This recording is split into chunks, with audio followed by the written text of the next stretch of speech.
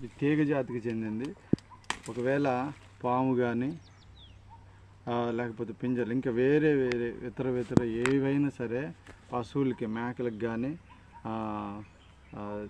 ఏదైనా పశువులకి ఆవులకి కానీ గేదెలకు కానీ ఈ ఆకు ఒకవేళ మీరు ఇవ్వాలి అని అనుకుంటే విషం అంటే ఏదైతే పాము గడిచిందో ఆవుకి కానీ గేదెకి కానీ ఒక లీటర్ నీళ్ళు తీసుకొని అందులో కనీసం ఒక పావు కేజీ సుమారుగా ఒక 20-30 ఆకులు తీసుకొని అందులో 10 గ్రాములు మిరియాలు తీసుకొని చక్కగా నూరి కలంలో కానీ మిక్సీ కానీ పట్టుకొని గేదెకి కానీ ఆవుకి కానీ మీరు దాన్ని ఒక లీటర్ నీళ్ళు కనుక అది ఆకుతో కలిపి ఆ మిరియాలతో కలిపి మీరు ఇవ్వగలిగితే గంటలో ఎంతటి విష ప్రభావమైన నొరగట్టుకుంటూ సొంగలబడేటువంటి ఏ గేదైనా ఆవు అయినా ఎలాంటిదైనా సరే దానికి వెంటనే రిజల్ట్ వస్తుంది మిత్రులారా. నేను చేశాను, నేను ఉపయోగించాను కాబట్టి నేను మీకు ఇది అందరికీ మీరు తెలియాలని చెప్పేసి నేను ఈ మంచి రెమెడీ నేను చెప్తున్నాను.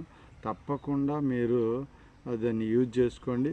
ఇది మీ ప్రాంతంలో, మా ప్రాంతంలో బండి గురువింజ అంటారు కాబట్టి మీ ప్రాంతంలో ఏమంటారు ఈ ఆకును కూడా మీరు స్పష్టంగా చూసి కామెంట్ చేయగలరు. ఏదన్నా వివరాలు ఉంటే నాకు మెసేజ్లో ఫోటో మీ ఫోన్ నెంబర్ పెట్టగలరు. Thank you.